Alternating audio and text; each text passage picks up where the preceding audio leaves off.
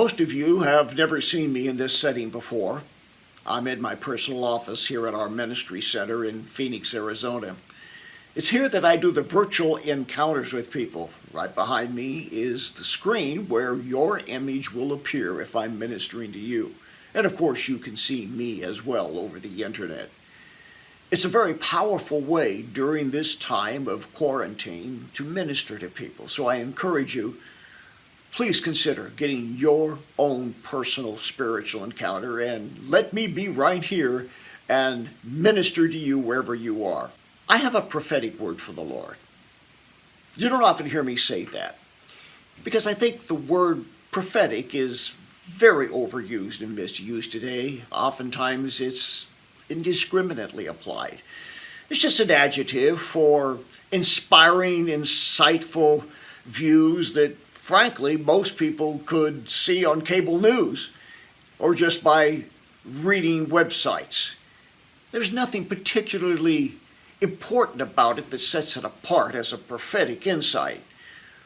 When I talk about prophetic, I mean something that has spiritual compulsion, deep insight, and a sense of urgency about a biblical mandate. And so that's my way of looking at a prophetic word, or the word I want to share with you today. Throughout history, God has sent plagues, allowed natural disasters to take place, and used atmospheric conditions to get the attention of his people and turn them back to himself. In 2 Chronicles 7:13, we read that God can withhold rain. I wonder if that has something to do with what's been happening on the west coast of the United States and even more severely in Australia. He also sends swarms of locusts, and right now, East Africa is being ravaged by massive swarms of billions upon billions of locusts. And of course, that same verse says that God sends pestilence, coronavirus, a pandemic. Now you may say, well, that's just an Old Testament God who did that. But Romans chapter 11 says that we who are part of the new covenant are grafted into the vine. And so what is in the Old Testament in many ways does apply to us, particularly when it comes to God bringing judgment for spiritual rebellion. And if you don't think God does that, read Deuteronomy 28 again. I know that's hard to understand, and sometimes when judgment falls, it seems that the innocent suffer. But the judgment of God comes on the just and the unjust who are part of the nation that God is judging. Now, our government may lift quarantine, but it can't lift the judgment of God. Deuteronomy 28, that chapter I referred to a moment ago in the 21st verse, refers to a clinging plague, something that hangs on. And even now they're talking about coronavirus being something that will cling to us long after the peak of that curve has tapered off and the quarantine is lifted.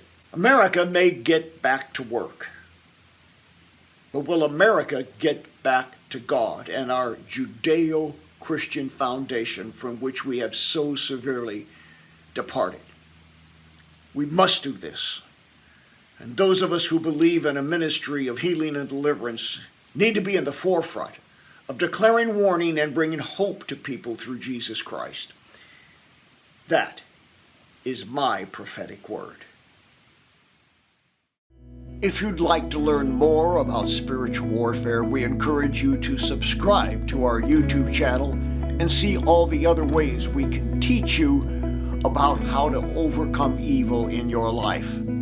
A one-stop place with all the information at your fingertips is our website, boblarson.org. There you can see how to take the free demon test to see if you have a demon. You can also see what books we have available. I recommend, if you're looking for one to get started, our book, Curse Breaking. Also, at the website, you can learn how to enroll in our International School of Exorcism and to have your very own virtual one-on-one spiritual encounter. All these opportunities, by God's grace, we make available to you so that spiritually you can know how to get free, stay free, and live free. Your financial support and prayers make it possible for us to bring hope for the hurting and freedom to those in spiritual bondage. For the latest information regarding ministry outreaches, go to boblarson.org or call 303-980-1511.